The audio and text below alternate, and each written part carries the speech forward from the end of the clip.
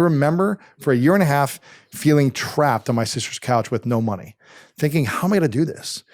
And there just has to be a decision where you say, I'm going to get up and I'm going to get out of this funk, out of this energy, and choose and decide to bring energy to someone else without asking for anything in return.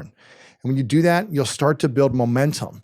And that's what's going to help you get to the next level. The biggest trap is when you feel scarce and you start making money and you still feel trapped. When you see everyone else having fun with money and going on that trip with their girlfriends, or buying that expensive car to show off to their guy friends, or getting the nice watches, or having the cool shoes, and you thinking, oh, if I could really have money, then I could have these things that would make me feel cool or feel better. But if we can approach life and just be like, man, life is so good with what I have, that is true wealth. I asked them, if money walked in and you were at a party, how would you respond? And they said, I would run to the bar. I would not make eye contact.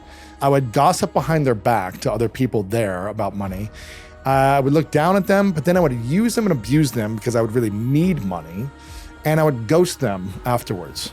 And I go, wow. And they were like, yeah, I know, it's really bad. But they were being honest. So I want people to be honest. Like, what is your relationship with money? And just imagine. That's crazy. If you were money and someone treated you that way. I remember the day after I realized I was 4 months away from being broke, I must have emailed 1,000 people saying, I will do anything. Here are my skills. I will Consulting, edit videos. I will consult. I'll run your social media.